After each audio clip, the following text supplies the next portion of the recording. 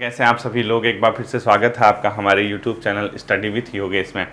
Crash course का आज day 34 आपका होगा और हमने डे 33 तक पढ़ा है और हिंदी की जो क्लासेस हैं वो कल एंड हो जाएंगी, ठीक है। और मैं आप लोगों से एक रिक्वेस्ट करूंगा, कौन सा टॉपिक बचा हुआ है हिंदी में ये मुझे कमेंट सेक्शन में बता देना, जो मैंने क्रैश कोर्स में नहीं करा है। यानी मुझे थोड़ा सा कन्फ्यूजन हो रहा है, जो पहले के चैप्टर दिए हैं ना सिलेबस में, जहाँ पे देवनागरी लिपि और उसका विकास वाला जो पोर्शन है वो अगर मैंने कराया है नहीं कराया, मुझे एक बार आप लोग रिक्वेस्ट है कि बता देना, ठीक है। बाकी सैटरडे संडे आपको पता होगा कि फाउंडेशन बैच की क्लासेस चल रही हैं, उसमें 2 क्लासेस हो चुकी हैं। इंडियन मतलब जो उत्तराखंड की हिस्ट्री है, और मेरा जो ग्रुप सी पढ़ाने का है वो अंतिम सेशन है आपका ये क्या क्रैश कोर्स। इसके बाद ग्रुप सी वाले बच्चों के लिए मेरी क्लासेस हैं वो हार्डली आएंगी, बहुत मुश्किल है कि ग्रुप सी की क्लासेस उसके बाद आएँ, ठीक है।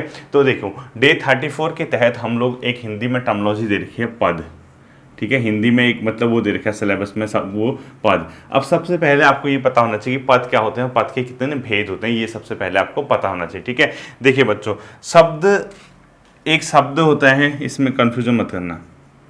एक शब्द होता है, दूसरा पद होता है, और तीसरा एक टर्मिनोलॉजी यूज कर रहा हूँ कोर्स, ठीक है। यानी 3 चीजें मैंने यहाँ पर यूज की हुई हैं। एक शब्द यूज किया है, एक पद यूज किया है, कोर्स किया है। देखिए कोर्स क्या होता है हमारा, जो कोर्स का मतलब एक प्रकार की क्या कह सकते हैं उसको, एक मतलब पूरा जो जहाँ पे ये सब चीज़ें रहती है। यानी कोर्स मतलब जैसे मैं कहता हूँ ना, जैसे हमारे पैसे का कोर्स है, कपड़ों का हमने कोर्स रखा है, किताबों का कोर्स रखा है, मतलब एक जहाँ पे रखे गए हैं चीज़ें, ठीक है, जहाँ पे रक्षित हैं सारी चीज़ें। तो कोर्स का मतलब क्या होता है, जैसे जब कोई चीज़ हम उसके मूल रूप में यानी जिस रूप में उसको दी गई है, यानी कोर्स से हम निकाल के ज्यों का त्यों यूज करते हैं, तो वो अपने आप में शब्द कहलाता है। अर्थात इसका सीधा सीधा मतलब है कि जब तक यह कोर्स में रहता है, यानी शब्द यहां से लिखो, शब्द के नीचे जब तक यह कोर्स में रहता है, यानी जिस रूप में था हमारा ओरिजिन जैसा था इसका वैसा, ठीक है, जब तक यह कोर्स में रहता है तब तक यह शब्द कहलाता है, ठीक है।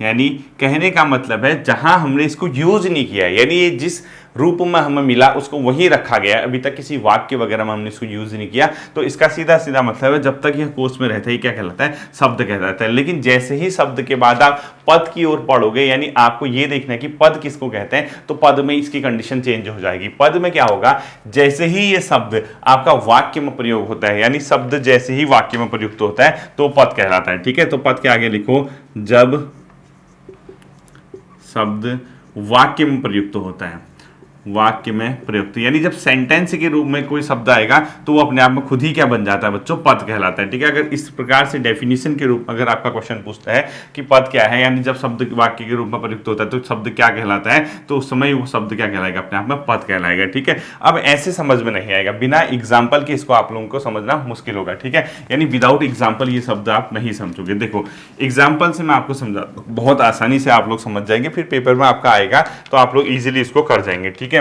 अगर मैंने ये लिख दिया एक शब्द लड़की, ये क्या है, मतलब ये ओरिजिनल शब्द है बच्चों, ये कोर्स में जो उठाया गया है हमने, लड़की ही हमें शब्द मिला, यानी एक प्रकार की स्त्रीलिंग शब्द है। यानी कहने का मतलब है ये जो लड़की शब्द है एक स्त्रीलिंग शब्द है, मानते हैं ना आप लोग, एक स्त्रीलिंग शब्द। ये आपको पता होगा कि ये जो शब्द है, यानी ये कोर्स में जो हमें मिला वो अपने आप में एक स्त्रीलिंग शब्द है, ठीक है। क्या है, एक स्त्रीलिंग शब्द है। अब मेन चीज क्या आती है कि सर हम इसको कैसे समझे, लड़की का अर्थ यहां पर क्या है बच्चों, ये कोर्स, यानी जिस शब्द को मैंने कोर्स यूज किया था ये ओरिजिनल शब्द है, यानी इसमें किसी भी प्रकार की विभक्ति नहीं लगी है।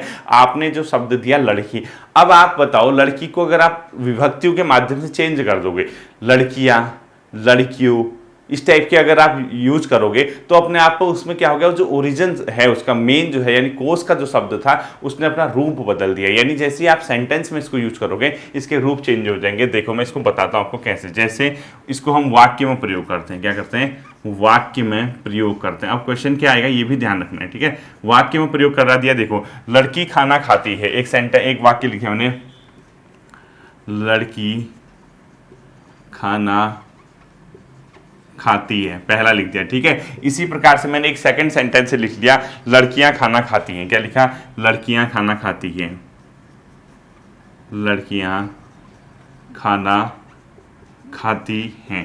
इसी प्रकार से एक थर्ड सेंटेंस लिख लिया मैंने, लड़कियों को खाना खाना चाहिए, लड़कियों को खाना खाना चाहिए, लड़कियों को खाना खाना चाहिए, ठीक है।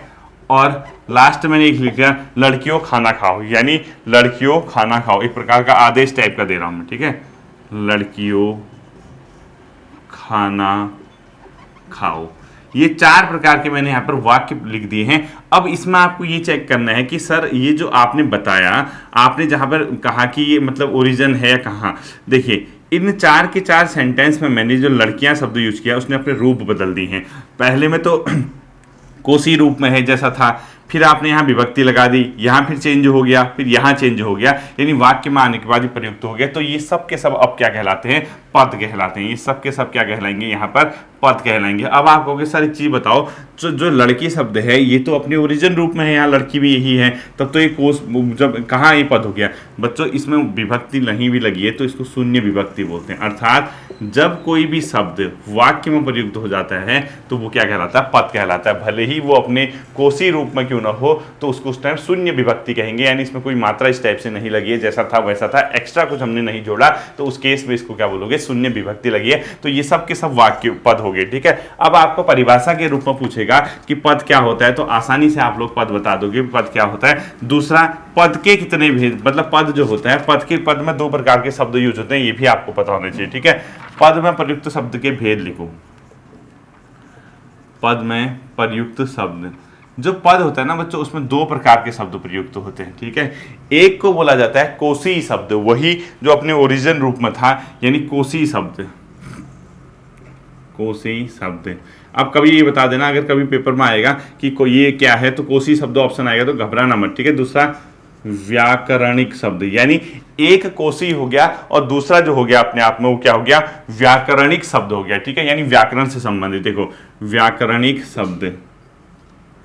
अब मेन चीज आती है कि हम इसको कैसे सेलेक्ट करें सर, कि कोसी शब्द कौन सा है, व्याकरणिक शब्द कैसा है। एक वाक्य लिखूंगा मैं, उसको ध्यान से समझना, ठीक है। देखो मैंने क्या कहा, इसमें लिखा जो वाक्य में कोसी अर्थ प्रकट करे, और जो इसके आगे लिखो जो वाक्य में कोसी अर्थ प्रकट करे, जैसा था वैसा ही। जो वाक्य में कोसी अर्थ प्रकट करे, कोसी अर्थ प्रकट करे, उसको क्या बोलोगे आप लोग, सीधे सीधे कोसी शब्द। ये कैसे समझा जाएगा, एग्जांपल से। एक शब्द मैंने लिख रहा हूं, मैं एक सेंटेंस लिख रहा हूं, वो देखना। तू अब खाना खा ले, क्या लिखा मैंने, तू अब खाना खा ले, एक ये लिख दिया। और इसी तरीके से एक लिखा, मतलब इसी प्रकार से एक मतलब दूसरा सेंटेंस से लिख लो, मेरी ओर से यह भेंट ले, मेरी ओर से, मेरी ओर से यह भेंट ले, यानी आपको 2 सेंटेंस दे दिए, एक तो लिख दिया मेरी ओर से यह भेंट ले, एक से लिख दिया तू अब खाना खा ले। अब ये शब्द जो ले है उसको देखो, देखो इस ले को अच्छे से पकड़ना। आप क्या लिखा है यहाँ, देखो मेरी ओर से भेंट ले।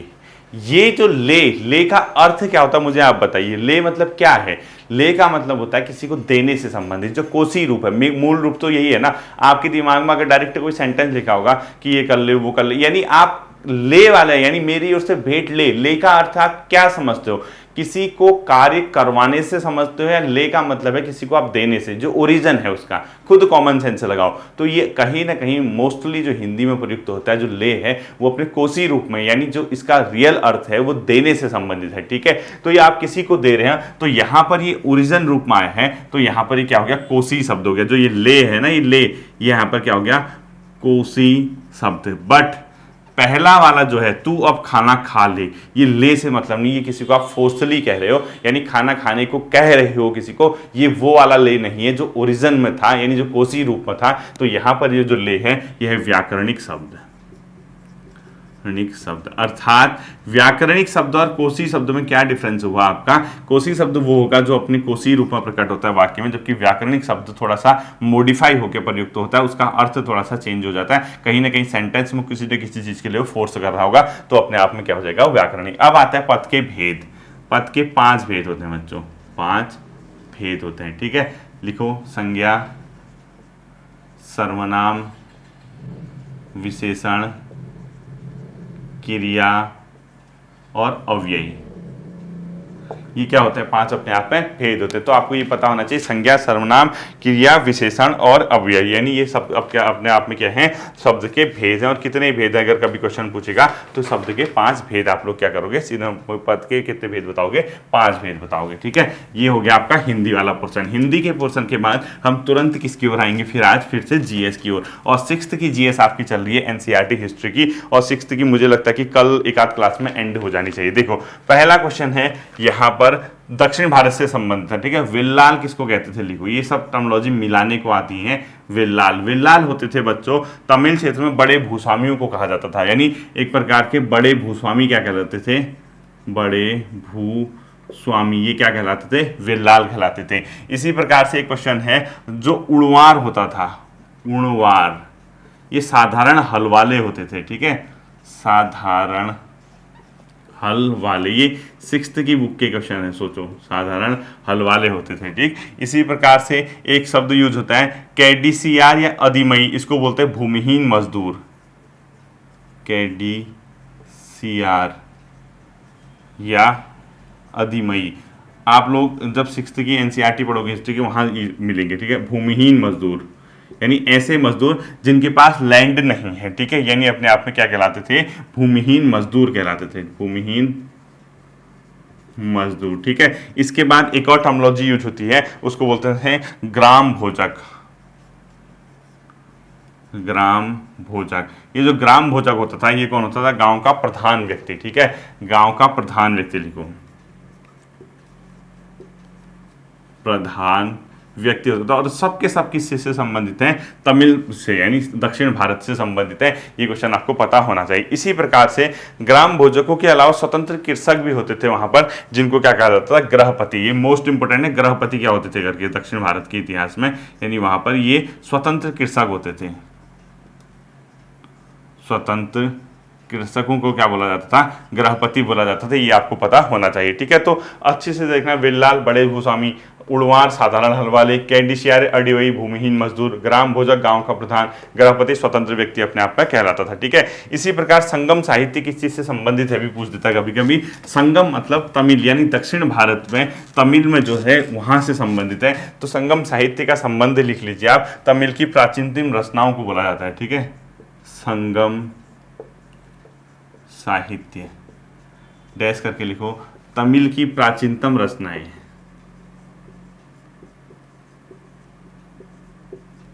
तमिल की प्राचीनतम रचनाएं जो थी वो क्या कहलाती थी, संगम साहित्य कहलाती थी। ये भी आप लोगों को ध्यान रखना है। ठीक है, एक होता था पहले प्राचीन काल में बेरीगाजा पत्तन, किसके लिए यूज होता था, बेरीगाजा पत्तन मतलब जो होता है अपने आप में बंदरगाह। ठीक है, बेरीगाजा पत्तन जो था, जो भड़ौच है बच्चों ना, भड़ौच वहाँ गुजरात वगैरह के इलाके में, तो वहाँ भरूच का यूनानी नाम था। ठीक है, तो लिखो भरूच का यूनानी नाम लिख दो इसको, भरूच कहाँ था भी पूछ सकता है। ठीक है, भरूच का यूनानी नाम, ये सब 6th की एनसीईआरटी में बेरीगाजा पत्तन जो बोला जाता था। ठीक है, इसके अलावा सबसे पुराने सिक्के क्या कहलाते थे, सबसे पुराने सिक्के जो कहलाते थे, आहत सिक्के थे। वो क्या थे, आहत सिक्के, यानी आहत क्या होते थे, अपने आप में सिक्के यानी कॉइन होते थे। और ये जो बनते थे अपने आप में किस चीज से बन के मिलते थे, चांदी सोने के अपने आप में आहन कर बनाए जाते थे, यानी चांदी और सोने से बनाए जाते थे। ब्रैकेट में लिखो, चांदी प्लस सोने से बनते थे। ठीक है, सोने से मिलकर बनते थे ये, अपने आप में मतलब क्या कहते थे, आहत सिक्के। ठीक है, अगला क्वेश्चन लिखो, मथुरा किस चीज के लिए जाना जाता था, मूर्ति कला का केंद्र था। ठीक है, लिखो बेहतरीन मूर्ति कला का केंद्र अपने आप में रहा था। कभी क्वेश्चन पूछता है कि प्राचीन भारत में मूर्ति कला का प्रसिद्ध केंद्र था, ये मूर्ति कला का केंद्र हुआ करता था। ठीक है, मूर्ति कला का केंद्र, यानी किस चीज के लिए जाना जाता था पूछेगा तो आप लोग बता देना, मूर्ति कला का ये केंद्र था। इसी प्रकार कुषाणों की जो दूसरी राजधानी थी वो मथुरा थी। ठीक है, इसको लिखो, कुषाणों की दूसरी राजधानी, लाहौर वगैरह पढ़ा होगा आपने, कुषाणों की दूसरी राजधानी कहाँ थी, मथुरा थी। ठीक है, ये भी ध्यान रखना, कुषाणु ने अपनी दूसरी राजधानी कहाँ पर बनाई थी, मथुरा में बनाई थी। इसके अलावा आपको ये पता होना चाहिए कि उत्तर में वाराणसी और दक्षिण में मदुरै किस चीज़ के लिए जाना जाता था, कपड़ा उत्पादन के लिए। ठीक है, प्राचीन भारत में वाराणसी और मदुरै किस चीज़ के उत्पादन के लिए जाना जाता था। ठीक है, देखो प्राचीन भारत में वाराणसी, उत्तर भारत में क्या, वाराणसी प्लस दक्षिण भारत में मदुरै, ये दोनों जो थे अपने आप में कपड़ा उत्पादन के प्रसिद्ध क्या हुआ करते थे बच्चों, केंद्र हुआ करते थे। ये आपको पता होना चाहिए, ठीक है। उत्तर भारत का वाराणसी व दक्षिण भारत का मदुरै कपड़ा उत्पादन केंद्र था, ये कपड़ा उत्पादन केंद्र हुआ करता था उत्तर भारत में वाराणसी और दक्षिण भारत में मदुरै। नेक्स्ट क्वेश्चन लिखना है, श्रेणी क्या होते थे, श्रेणी, ये भी बहुत बार आता है पेपर में, श्रेणी किसको कहा जाता था, जो प्राचीन नगरों में शिल्पकार और व्यापारी होते थे ना, उनके संघ कहलाते थे, ठीक है। लिखो व्यापारी प्लस शिल्पकारों का संघ था, ये यूनियन का संघ, यानी व्यापारियों ने बनाया या शिल्पकारियों ने बनाया, तो एक प्रकार का संघ से संबंधित ही अपने आप में बन जाता है, ठीक है। नेक्स्ट क्वेश्चन लिखना है आपको, अरिकामेडु नामक प्राचीन पत्तन का है, मोस्ट इंपोर्टेंट कर देना इसको, अरिकामेडु नामक प्राचीन पत्तन यानी बंदरगाह जो था वो था पद्दुचेरी में, ठीक है, बहुत इंपोर्टेंट है, पद्दुचेरी में था। नेक्स्ट क्वेश्चन लिखना है, प्रारंभ में जो तमिल भाषा के लिए कौन सी लिपि का प्रयोग किया जाता था, ब्राह्मी लिपि का। लिखो प्रारंभ में तमिल भाषा हेतु लिपि, तमिल भाषा हेतु जिस लिपि का प्रयोग किया जाता था वो थी ब्राह्मी लिपि, ठीक है, प्राचीन भारत के इतिहास में। नेक्स्ट क्वेश्चन लिखना है आपको, अरिकामेडु का रोमन नाम था पोडुका, इसी अरिकामेडु को क्या बोला था, पोडुका, इसका क्या था, रोमन नाम था, ठीक है। एनसीईआरटी है, इसको एक भी क्वेश्चन आप स्किप नहीं कर सकते अगर सिलेक्शन चाहिए तो। नेक्स्ट क्वेश्चन आता है, भारत में आए विदेशी आक्रमणकारियों का सही क्रम। लिखो भारत में आए विदेशी आक्रमणकारियों का सही क्रम, यानी जो विदेशियों ने भारत में अटैक किया, किस किस ने किया, किस सीरीज में किया, वो ये क्वेश्चन है। तो ये क्या था बताओ, हिंदू यवन, शक, हिंदू पारसी, पार्थियन और कुषाण। हिंदू यवन शक, हिंदू यवन प्लस शक, इस हिंदू यवन ने किया था, उसके शक ने किया था। फिर पार्सियन लिखो, यानी अपने आप में हिंद पार्थियन और कुषाण, हिंद पार्थियन और कुषाण, हिंद पार्थियन प्लस कुषाण, इन लोगों ने क्या किया था, प्राचीन भारत में जो भारत में आक्रमण का जो सीरीज था वो इस प्रकार से था, ठीक है। नेक्स्ट क्वेश्चन लिखना है आपको, संगम कवियों में मूवेंद्रा का अर्थ क्या होता था, मूवेंद्रा किनको कहते थे, मोस्ट इंपोर्टेंट क्वेश्चन है, संगम कवियों में मूवेंद्रा का अर्थ क्या होता था। देखो संगम कविताओं में मूवेंद्रा, संगम कविताओं में मूवेंद्रा का अर्थ,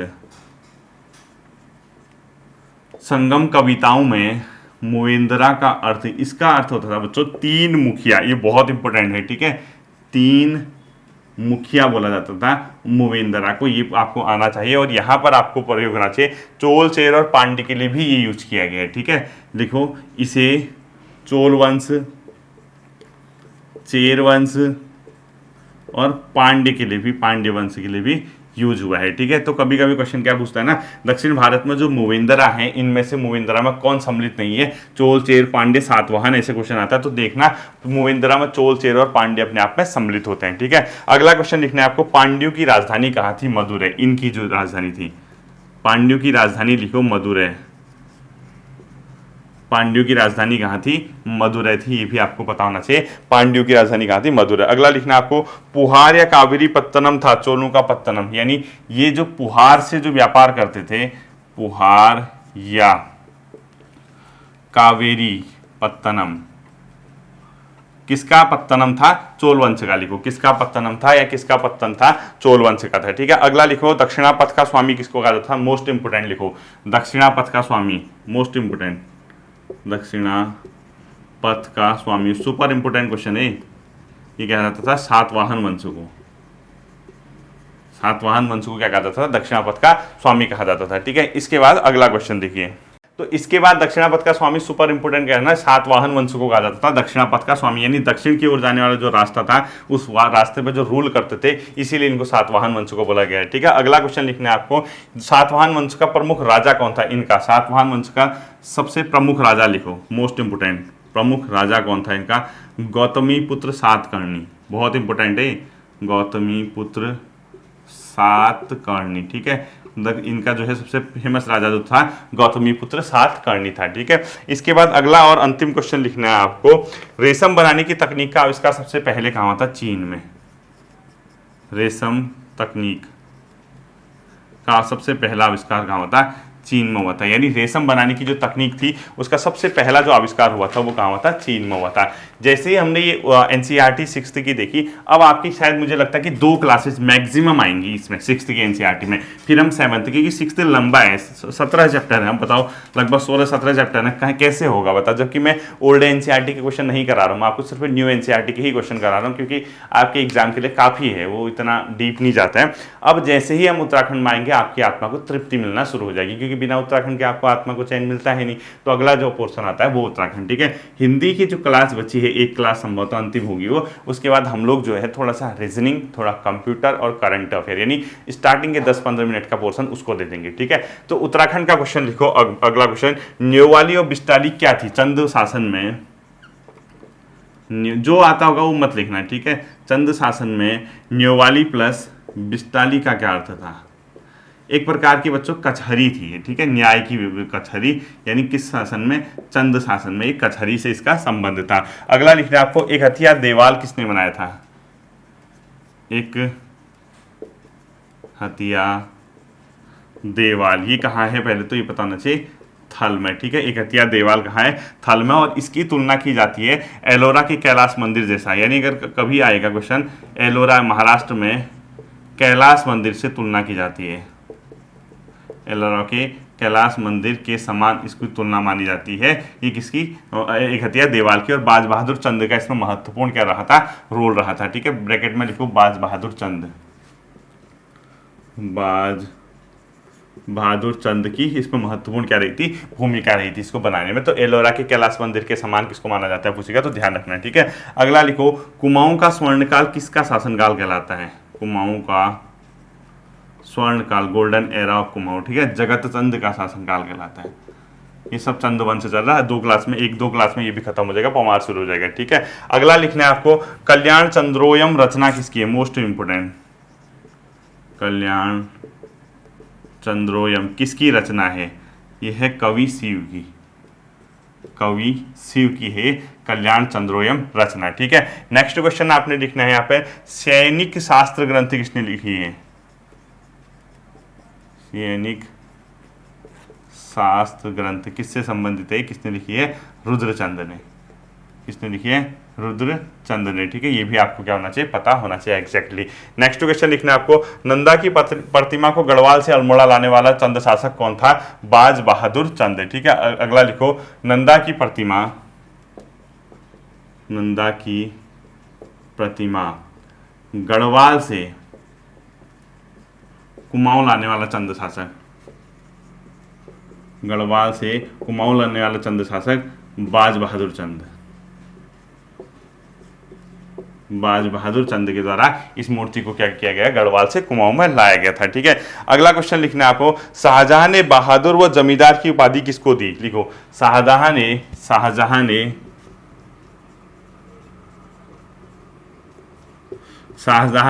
लिखना, शाहजहां ने बहादुर व जमींदार की उपाधि दी थी त्रिमल चंद को, ठीक है। पूरा लिखो, शाहजहां ने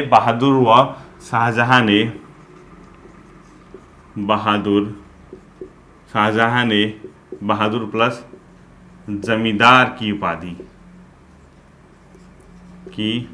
किसको थी? त्रिमल चंद को। किसको दी थी? त्रिमल चंद को दी थी, ठीक है। इसके बाद जो आपका अगला क्वेश्चन आता है वो लिखना है, किस चंद शासक ने गढ़वाल नरेश को वहां शरण दी थी? ठीक है, किस चंद शासक ने गढ़वाल नरेश के वहां शरण ली थी? देखो, गढ़वाल नरेश के वहां शरण लेने वाला चंद शासक कौन था? त्रिमल चंद, ठीक है। गढ़वाल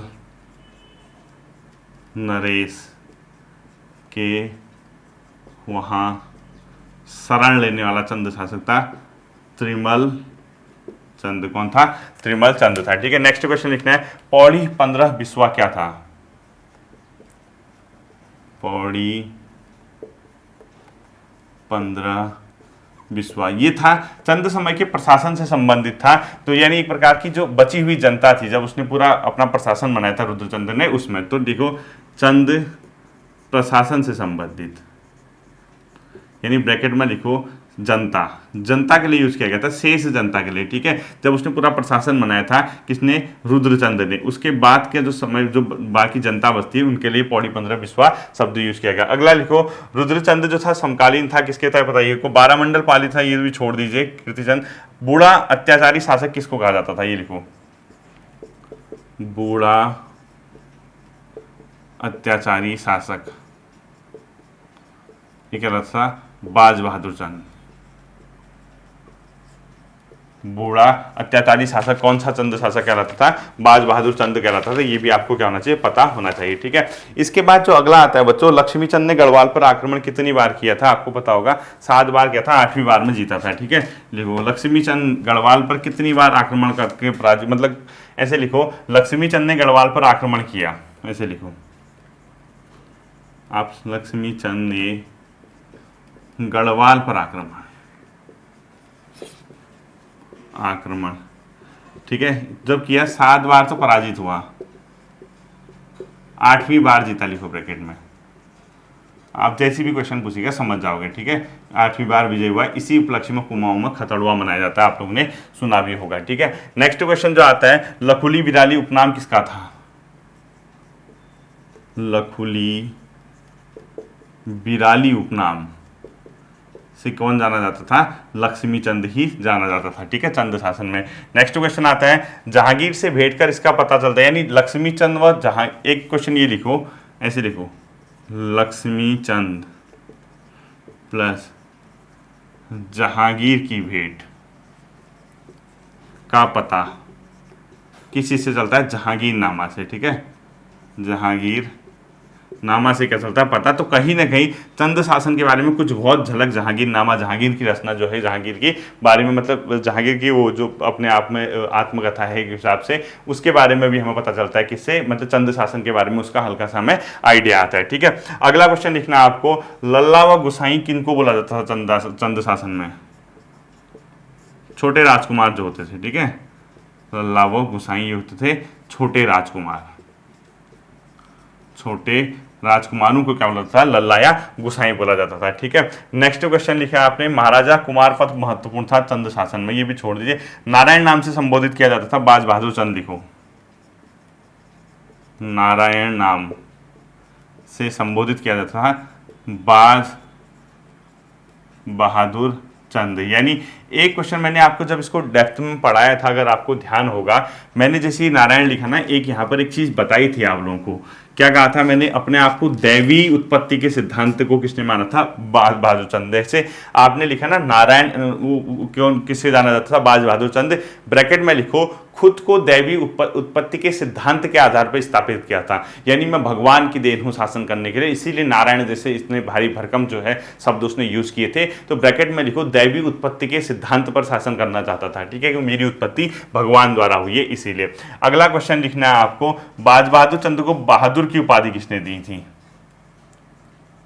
बाज बहादुर चंद को बहादुर उपाधि किसने दी थी, शाहजहां ने।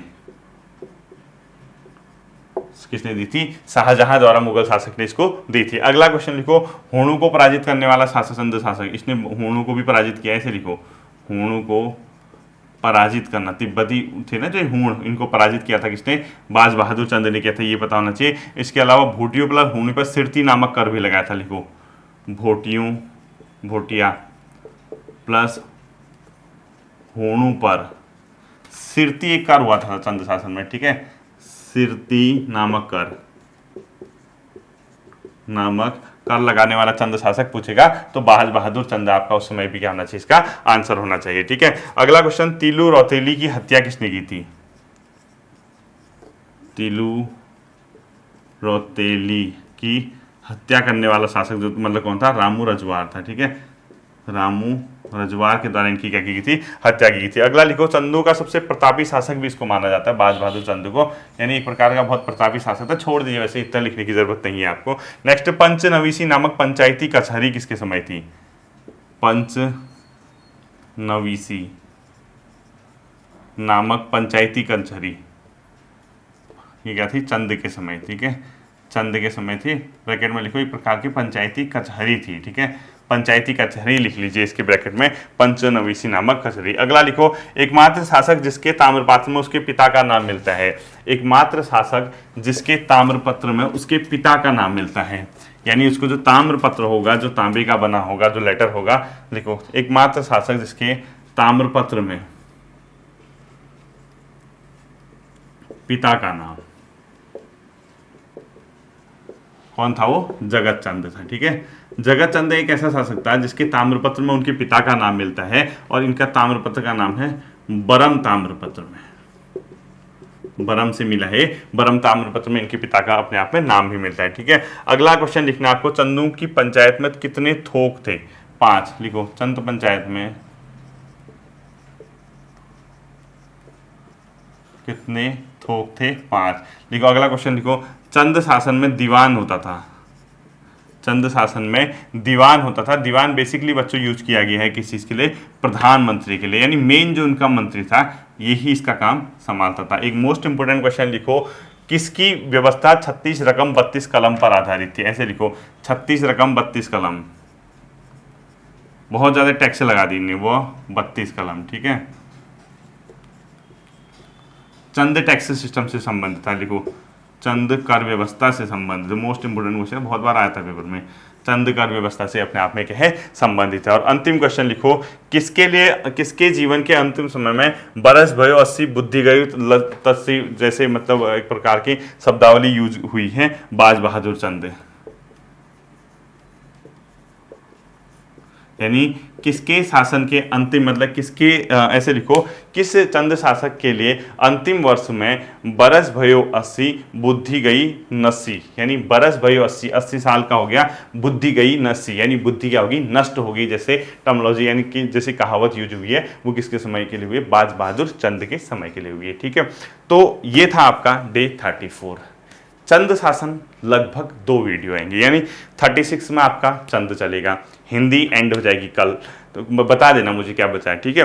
उसके बाद पवार शासन शुरू होगा, लगभग 3 क्लासेस पवार की आएंगी 39 तक, 2 क्लास आपकी गोरखा की आएंगी 41 तक, दो या 3 क्लास अधिकतम मान के चलो ब्रिटिश की आएंगी 43 तक। उसके बाद स्वतंत्रता संग्राम में उत्तराखंड की भूमिका आएगी 4 क्लासेज 46 तक।